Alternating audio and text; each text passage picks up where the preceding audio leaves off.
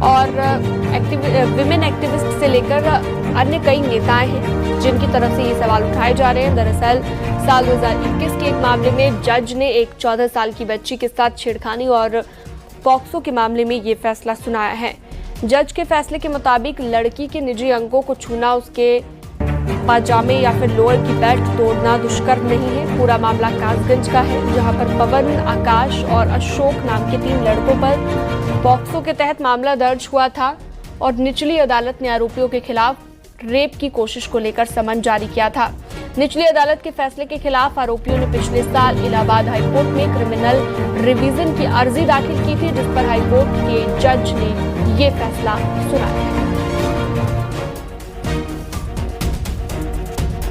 मुझे लगता है जो जजेस हैं वो सेंसिटाइज नहीं है बिल्कुल भी। उनको देखना चाहिए कि लोगों की मंशा क्या है, मंशा पे पनिशमेंट मिलनी चाहिए, ना कि रेप होगा तभी होगा। तो मुझे लगता है रेप की इंतज़ार नहीं करनी चाहिए जजेस को। तो बचाना है ना, विक्टिम को बचाना है, यंग लड़कियों को बचाना है। अगर इस तरह के जजमेंट आएंगी तो महिलाएं और बच्चे जाएंगे कहाँ पे?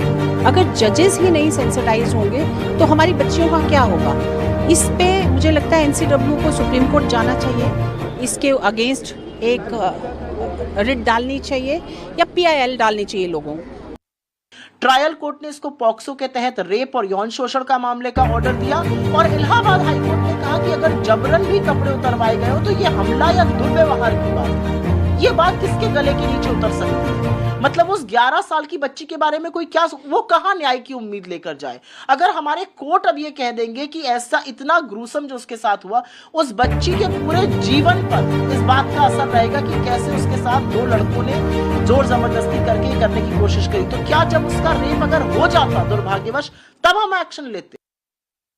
एक सवाल उठता है कि जब 2 लड़कों ने एक नाबालिग लड़की के साथ मतलब गलत तरीके से उसके गुप्तांगों को छुआ, उसके नाड़े को तोड़ दिया, उसका पैजामा उतार दिया और उसको एक ऐसी जगह घसीट के ले गए जहाँ पर उनको लगा कि वो देखे नहीं जाएंगे, तो आखिर उनकी मंशा क्या थी? उनकी मंशा बहुत स्पष्ट है। मुझे तो बड़ा दुख होता है और आश्चर्य भी होता है कि किस तरह के जजेस यहाँ पर बैठे हैं।